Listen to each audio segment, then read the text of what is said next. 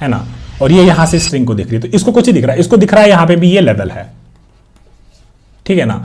तो पैलिंड्रोम का डेफिनेशन ये होता है कि अगर उस स्ट्रिंग को आगे से देखिए पीछे से देखिए, वो स्ट्रिंग एकदम सेम होना चाहिए, और अगर वो स्ट्रिंग अगर एकदम सेम है तो उस केस में क्या हो जाएगा, वो स्ट्रिंग पैलिंड्रोम है। तो क्या ये स्ट्रिंग पैलिंड्रोम है बताइए?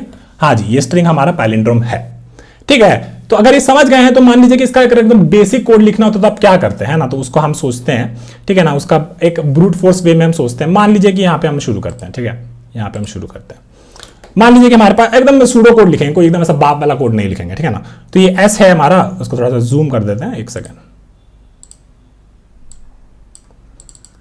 ठीक है। एस बना लिया अपना, एक स्ट्रिंग क्या है, लेवल, है ना।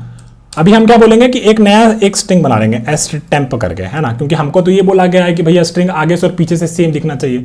तो इसको हम नाम दे देते हैं, मान लीजिए रेव दे दिए, एस का रिवर्स, है ना, इसको कह दिए एस डॉट रिवर्स, ठीक है। हम सूडो कोड लिख रहे हैं, ऐसा नहीं कोई पाइथन या जावा या सी प्लस प्लस ऐसा कोई कोड नहीं लिख रहे हैं, ठीक है। अब क्या बोलेगा लड़का, अब बोलेगा कि भैया आगे से और पीछे से स्ट्रिंग सेम होना चाहिए। तो एस रेव क्या हो गया, मान लीजिए एप्पल होता हमारा स्ट्रिंग, ठीक है, यहाँ पे मान लीजिए हमारे पास एप्पल होता, ठीक है।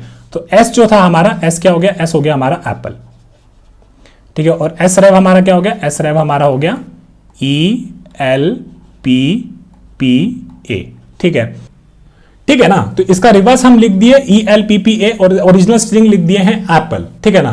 तो अब इसको क्या करेंगे, अब बेसिकली ये दोनों स्ट्रिंग एक दूसरे से मैच करना चाहिए था, है ना। तो हमारे पास क्या स्ट्रिंग आ जाता है, हमारे पास आ जाता है यहाँ पे Apple,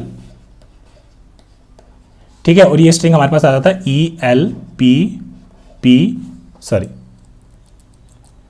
E L P P और ए, है ना।